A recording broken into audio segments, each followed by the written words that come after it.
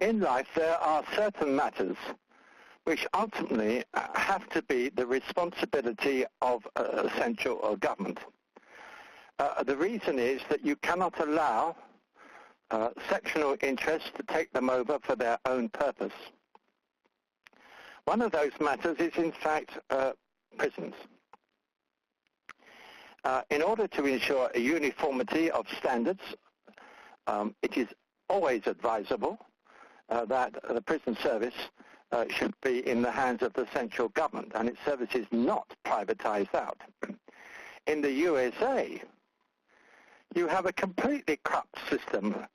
The courts and the judges are paid backhand money to fill the prisons, which are then run by private contractors.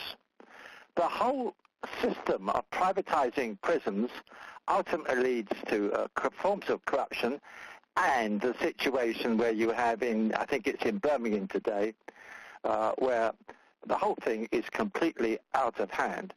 So I'm afraid what we're looking at is a very serious situation in not just this prison but in other prisons, where the policy of endless privatization of the UK government is failing. One last point. That privatization is always into the hands of a narrow group. And that ultimately is the weakness of privatization. It represents only a sectional interest. This is the fault of the government in that they've exceeded the bounds of reasonable privatization. It's become just a doctrine.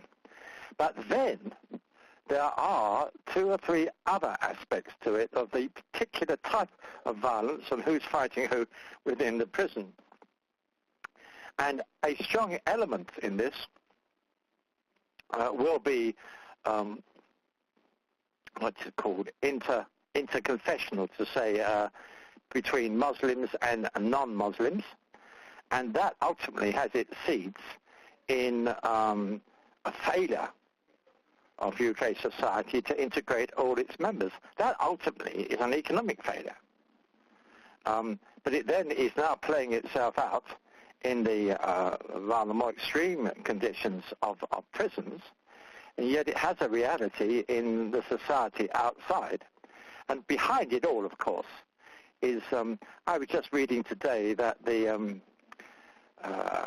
loss in real earnings is now £50 a year, only over a very short period. All the time, real earnings are going down relatively, and jobs are coming insecure.